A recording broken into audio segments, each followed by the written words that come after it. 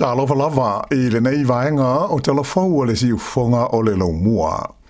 Ua li potia mai le si tia o la whainga o tangata ua wha mauina I le lisi o tangata maua le benefiti su e ngā ruenga, le job seeker benefit I le tonu o New Zealand le teimi nei. Peitai, o loo tau fiofi mo mau pēr le whainga malo so whaatasi I le wholofolanga e whapea e o atu I le lima se furu wafe, la whai o la whai titi ai, Ia la whainga o tangata maua lea I tu a inga o benefiti I le latu no whainga lea ua tau whai iu iu nei. O le teimi na whaato atu lai mai ai le whainga malo so whaatasi ia te se ma o le lua awhi luas futolu sa atu lai mai ai I la whainga se lau iwas furu awhi ia tangata na iai le benefiti su e ngā ruenga le nei.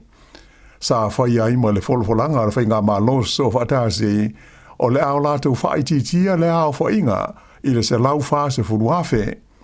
Ai vitai e umala masino te sema ua o I le lua se lau lua se furuma le toru afe le au whainga o tangata I le lisi o le benefiti su e ngā ruenga. O se sitanga lea e siri atu le toru se furu toru afe ia le au whai o tangata na wha au popo atu I le lisi. E o mai lai le whai unga o mati o le tausanga nei ua whaaso solo maari e ifo I lalo ua o I le lua se lau se furu lima afe le au whainga o tangata o loo maua lea fe soani mai le malo. Whaadia mai ai le minsta o le ati na elutele o Louise Abston o le mafuanga o le whaia o se whainu mela po o se target e le tauana au sia I mea whaapenei ina ia iai se taunuunga e tau mawhai e maua. Nā tā ua fo le minsta o le nganga mawarunga o le whainga malo, ina ia toa tele tangata o ese mai ma le benefiti, ai maua ni a lātou ngā luenga tū mau, a wale tausinga masani o le soifuanga. O le tausanga lea na uma I a mati, nā tā ua le minsta, e varus furuli maafe tangata sa ave ese ai, mai le lisi o benefiti SS e nao lātou maua, ina ua maua a lātou ngā luenga. Sa ia tā ua o se sitanga le tusa mo le lima hafe lima se lau pe awha tusa I le tausanga ua mawai. Sa mai ta wina fo I se pau la ititi le fua o tangata ua le aini ngā luenga. Lea sa tula I mai le lima tesi ma le 3% mo le toru masina lea na uma I a mati. O se pau lea pe awha tusa I le lima tesi 5% sa iai I le toru masina I ona tua. Peitai, o loo iei la puta inga I le ono toe wha le tonu o le fua wha de tau o tangata I le aini ngā ruenga, ona o le taua I Iran, lea ua manatu e ono o aina mawarunga o tangata I le whai ngā ruenga I le ono pasene. Whailo mai e le suiso upo le leiba mo mata upu tau ngā ruenga o Willow Chin Prime, e matua mao whalawa I le alo pea o le partia le National mai le tūlanga moni, o la tau ia o mafu ai o na whaale tonu ngā ruenga, male ta mao ai inga o New Zealand, talu o na tūla I mai le teita inga o le whainga malo, I le lua ma le awha tausanga ua mawai atu nei. Na wha mawhaina e Prime, e talu o na tūla I mai le whainga malo le nei, ua matua mawa e lava la whainga o tangata ua le aini ngā ruenga. E le ngata I lea ua tele business ua tapuni, se au whainga o pito mawarunga ua o iai I le tonu o le se furu lima tausanga ua mawai. Mai ua o atu I se au whainga mawa ai le au whai o tangata New Zealand ua tu ua le tunu o ai su e ngārua ngātu I Aotearoa ma isi o tunu o I whafo. Ua masarama ia le mtanga luenga le soi fua malaloina o New Zealand, le Health New Zealand, le taa milo pēi le tonu o Wellington o le wha mai o le misela. Ua whaailoa mai le atu ngā lunga o le mata ngā luenga, ina ua wha maonia seisi fo I tangata ua mauai le wha mai o le misela, le ua toa whai nei I lata ua mautinoa, ua a fia ai le misela I le tonu o le laumua. O loo wha a wau pēa su esuenga le mata ngā luenga I le teimi nei, aena wha alia mai e wha pēa, o le mai fau lea ua iai, e le ai ia sona so tanga,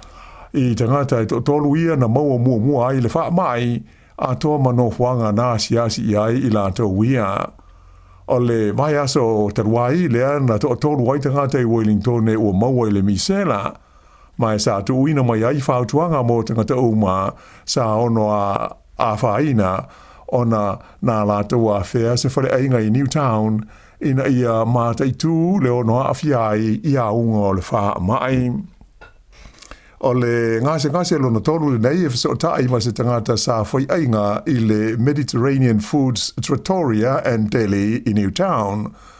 I le aso se fulmole iwo a Berila a o maua i le wha mai. Ua toe wha manatu mai ai le mitanga luenga i le mamanu le tunu i a unga o le misela e au fi ai le fiva ma le tale o le tafe o le isu ma mu mata a toa ma le mangeso o le tino. O le whaautuanga ua tu ina mai a whai ua maua i a unga e le lei o na nofo i le fale ma sa ili wawe se fesoaswani mai le vaenga le soifua malolo i na lau tele. Ua whailo mai e le uni o tangata whai ngā luenga le whare pui po le corrections. E whapea, e toa tele tangata whai ngā luenga ua sa ili fesoaswani atu i whaala poputonga fesoaswani e maua mai ai mea tāu mawha mo le tau singa o ainga i le teimi le nei o le taunga tāo le suahau ma le pensini i le tonu o New Zealand. Whaalia e le uni e wheo lolo nisi o whale pui e au fiai i a Mount Eden i au kilani a wai tūla lata i le tauranga. Ai o le tele o whale pui e peila o le rimutaka i Wellington ai moise le whale pui mo li i Kalai Estete mo e Waikaria e tauma mau ese mai nuu ai moise lava o mea no nofo ai tangata whai ngā luenga. Ua uma o na tusi atu le asosio tangata whai ngā luenga le corrections i le pulenga o le latum tā ngā luenga. E whaatalo sanga ina ai se whainga e mau ai se fesoaswani mō le au whai ngā luenga. E au whi ai se leni mō a latou pensini. I e pe o le whaia leo se van e ao mai ai ma momoli le au whai ngā luenga. Ato ai ma le ngā lue mai o nisi o latou i o latou ainga. Ai mai se la whai ngā luenga e le mana omia i au nanga i tonu o le to ese. Nā whailo mai le pelestene o le sosi o Floyd Duplessis i se talanoanga ma le wale sfasa laua New Zealand. O le tevi masani e malanga mai ai la whai ngā luenga i se whole pui pe tusa e wha se furu lima minute. Ai bitai e iai nisi tangata whai ngā luenga e o atu lawa i le lua po o le lua ma le awhai tu la le umi e anuai ilana ta'wale ilana ngā luenga. Ta ua le pelestene, o le lato au whai ngā luenga i le corrections, e peila wa fo i o istangata whai ngā luenga uma, ma whaafi ta auri wa whenga iai le taunga tau le suahu ma le pensini, ai mai se o le tau o le soifuanga i le nei vai taimi, ma e to tele i la tau o lo whai ma ngai i food banks, mo se fsoswani, au ale fofonga tau mawha, ma le tausinga masani i aso teitasi. I le lalangi i whafo, ua fola mai e le pelestene o le malo Lucia, Vladimir Putin, o a ngai ina whaai uiu le taua ma Ukraine. Ma ua iailo no manao, e fia whaila ai ma le pelestene Ukraine o Zelensky, pe a whai o ia talanoanga, o le a wha mautuina i se file mutu mau i le vau i tu e lua. O lea saunoanga Putin i le taimi o le solo tele whaare tusanga le Victory Parade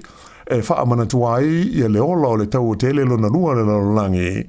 Na ia whaali ailo na whaamoe e talanoa ina manisi fuafuanga tau le saonga le mu o Europa.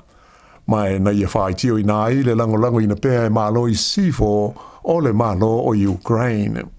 Ta awa i e Putin lona nofo sauni e whaila ai matalanoa ma le pelestene Ukraine o Volodymyr Zelensky i se atunu u i Europa pe a whai o le a whaamautuina i a fuafuanga uma mo se file mu i le taua o loo whaia nei.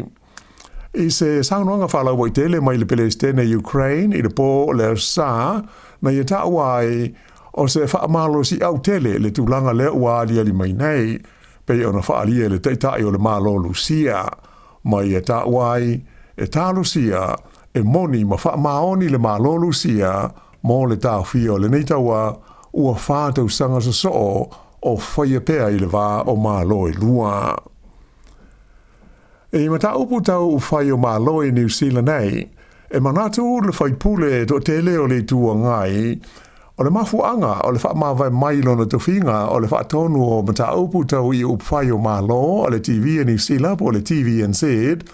le tamaita I tu Tala Maori o Mikey Sherman, ona ua mata uma iai ma tuli au pu I whai tionga le whainga malo so whatasi I le whaatinoina o lana ngā luenga. E le ngata I le nei tamaita I tu Tala si nia Maori, sa ngā rue ai le tonu o le paramene, ai e to tele isi sui whaasara lau, o loo mai ta wina le matua le fia iai o le whainga malo so whatasi, ona o la tuli poti, e whaatatau I le whaafoe ina o le whainga malo. E le ngata I whaipule o le paramene, ai to tele maisi ta ngata tua ua whaaliero la tau whaanonoa I le mea ua tula I mai, ma le se mai o le tamaita I le nei o Mikey Sherman, mai I lana ngā luenga, ona o ia whaale tonu. O le nei mawhine o se Maori mua lea I le tala whaasolopito o le TV o New Zealand, ua o I le tūlanga tofi o le whaatonu, o mata upu tau upwhai o malo I le vaenga o telefou o le TV o New Zealand. As for ile te ruai lea na wha mawai aloa iai o ia mai lona tuwhinga sa ngā ruai. Ona o ni whai tionga I tusa o se mea tupu I te tonu o le ofisa o le minstau tupe I le tau sanga o mawai. Ua whaalia se manao o le pati a le Greens ina ia wha malosia e le malo o na una ia kompani e le tise e fua le sitanga o la tau pili ma le fua o le inflation I le tonu o le tunu. Ua tu ina atu se tu si aloa ia mai tai se sofa atasi o le Greens I le minstau le malo sianga Simeon Brown fa pe le minstau tupe Nicola Willis ina ia whaatonu ina kompani e awhi ai le Meridian o le Genesis fa pe ma le Mercury ia e 5% o la tu sea e pulea ma umia le malo New Zealand ina ia whaapa le maurunga o la tu pili o le tise ma ia whaale le atili le polkalame le soani o le tau o le malo sianga a o le io o mai le tau malu lu. Whaelo mai le tamaita I pule ia Chloe Schwarbrick, stasio taitai o le Greens, o whainu mera alo ia mai le malo wailo ai, e lata I le lua se lau afe, le a whaio a inga sa le inga whatia, le whaama whanaina o la tau whale le tau malu lua le tau sanga uamawai, ona o le tau ngata. E tu sa o se sitanga maua ai lea mai la wha inga se lau tolu sifur ma le wha awhe sa iai I le tau sanga I ona tua. Ta ua e Swarbrick, ua o la tau sakaina I a minsta nei o le malo, e wha o ngaro la malo si anga wha le tu la fono, a toa maisi tu langa o to finga o lo ngaro lue ai, e tau fio ai kompani e le tise nei, mai le si tia mau o lunga pēo a la tau pili I le tau o le tise male malo sianga e mana o mia e tangata I so uma. Whaelo mai fōi e le sui so upo le Greens mo mata aupu tau le malo sianga le li whaipule a Scott Willis e ma whaia minstau le tusi atu I le komiti whaafoi o ia company ma whau tuaina le whaale leio a la tau Paul Kalame Fisoswani tau I le malo sianga mo o mia. E le ngata I lea, ai mana o fo I le pati le Greens, ina ia whaawai ina le malo New Zealand se Paul Kalame, e ma whaiai e tangata umaun ai tā lafu le tau, la tau te whaonga ina ai le malo si o le la, po o le saula, moni mana o ngā tau le malo si anga I le lumana ai.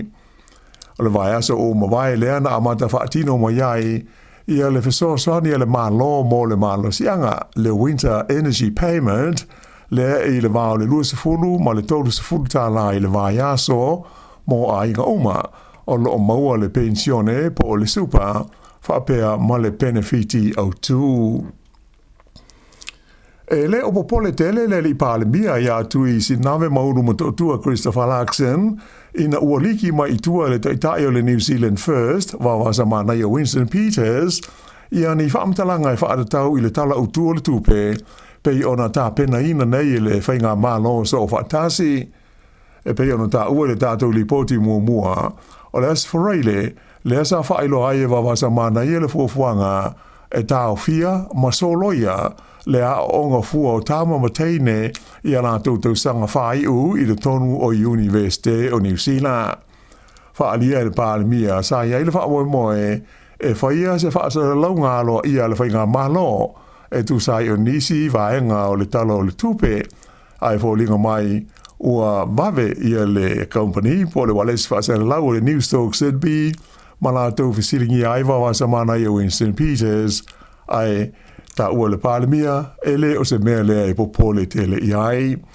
ta ua e le pālemia, o le porkalame o loo iei nei, o loo a onga fuai, e le te tongia, ia pili o tama mateine o lātou tau sanga muli muli le tonu o universite,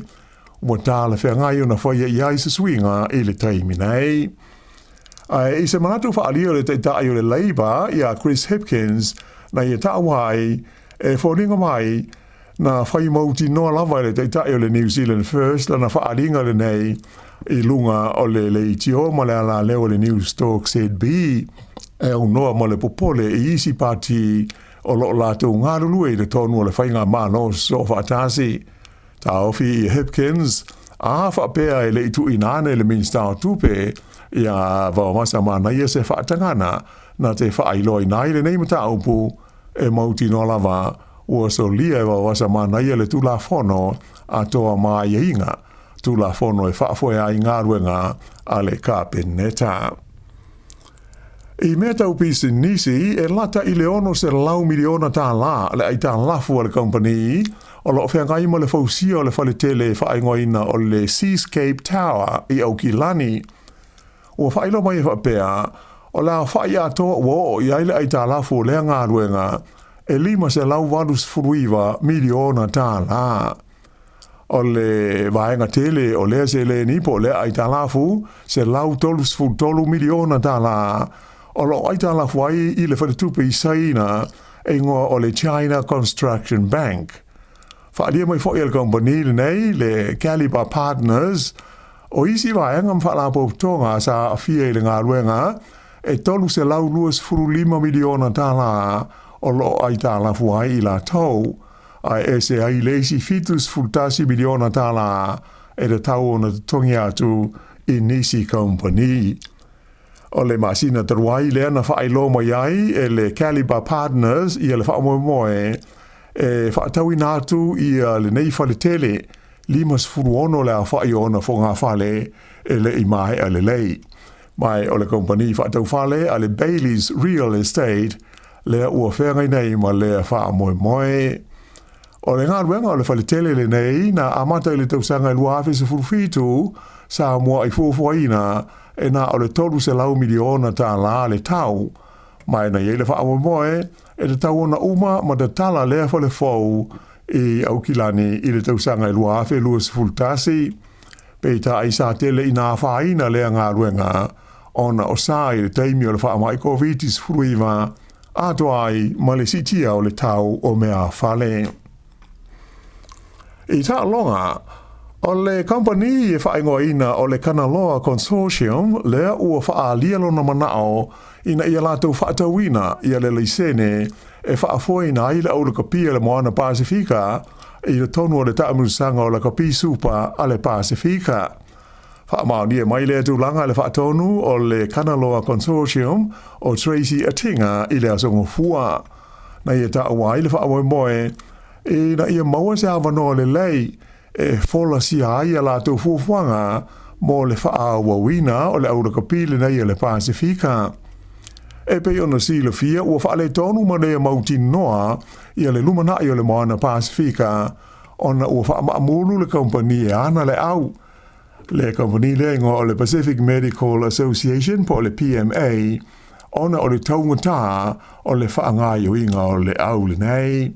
Whaalia e tinga e langalangoina o lo lātou whaamoemoe e le associate tamata alo le kapi Pasifika. Mai o le lātou whaanaunaunga ina ia maua le awanoa e whelo i ai mawaianga umai a fia le nei mata upu mo le whaamanino ina o lo lātou whaamoemoe. O le asos furulima o le masina le nei le ua umo na whaailo atu i ai e le uni le kapia New Zealand e le tau ona atu ina atu ai le lātou proposal i le komiti whaafoe po o le board a le New Zealand Rugby Union. I ta alonga ki li kiti e toe tasi le tausanga atoa o lo o to toe O na amatalia lo leo le taʻamanusaga fou o le taʻaloga kitikiti le tonu o New Zealand nei.